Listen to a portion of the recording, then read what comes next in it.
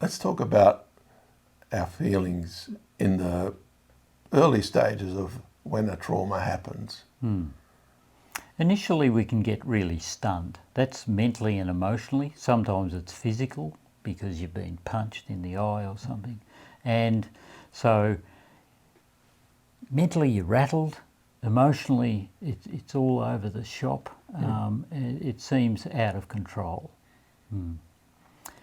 And then the shock, it hits and it hits you hard. You know, you've been stunned. It's a bit similar to the shock you feel as well.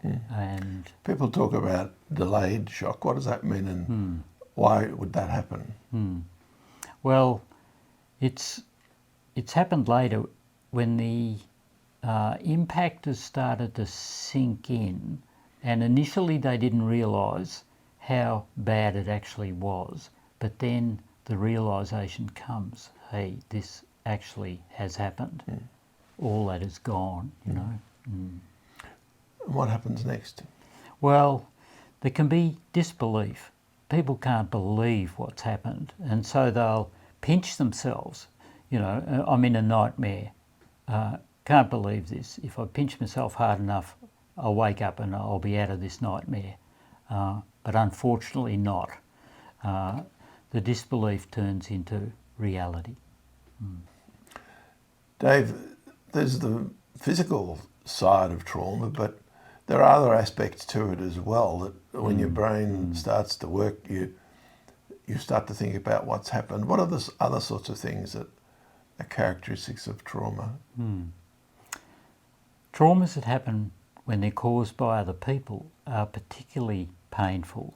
And so they've either been negligent, they've forgot to send a message on, or they didn't fix the malfunctioning equipment or whatever. And sometimes, so that's neglect, but sometimes it's deliberate, which is even worse. So when we're talking about deliberate, it was the intention of someone deliberately to harm someone. And scammers are typically of that sort of group. You know, they're out to rip you off and harm you. So they're particularly hard to handle. Natural disasters are different, you know. The bolt of lightning just happened to be there when you went past that tree, or the flood waters came up suddenly because a dam broke, or you can't help some of those natural type disasters. So they're easier to handle. Yeah, and those sorts of things happen to a population, you know, like a town or a district, and but say if it was a bushfire, the people react differently, and some people are more badly affected than others. How does that work? Well, some people are more vulnerable. It possibly can depend on your age.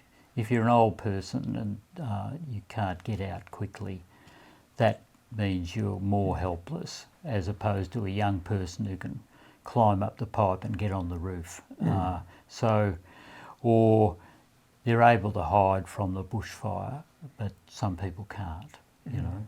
So it varies on the person's age and stage and strength and their own resources.